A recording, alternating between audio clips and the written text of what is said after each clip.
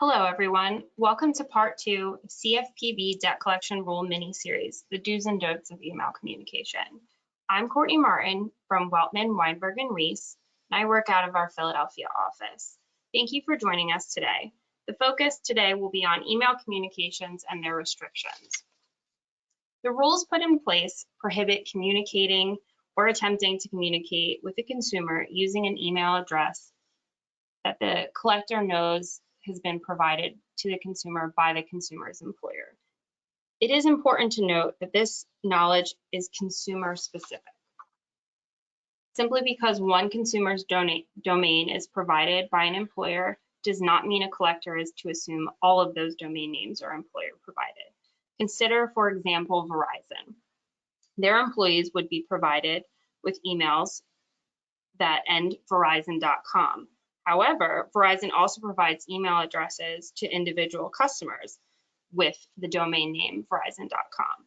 A collector is prohibited from using an employee's email only if they know it has been provided by the employer.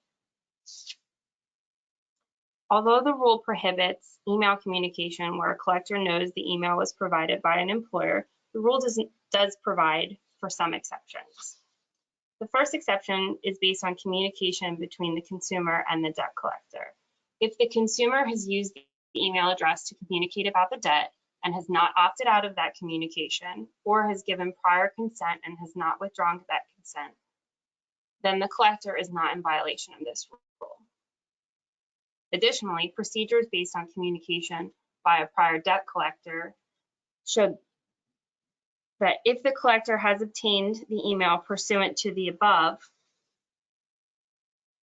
the immediate prior debt collector used the email address to communicate with the consumer about the debt and the consumer did not opt out of communications, then that communication is also not in violation.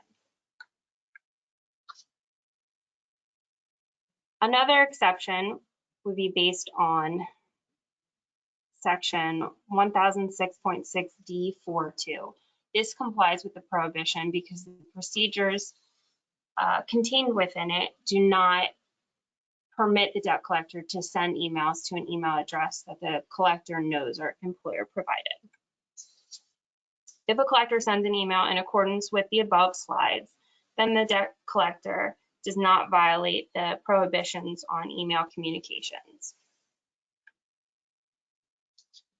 If you have any questions about this rule or want to reach out to me, please feel free to do so. Thank you for joining me today.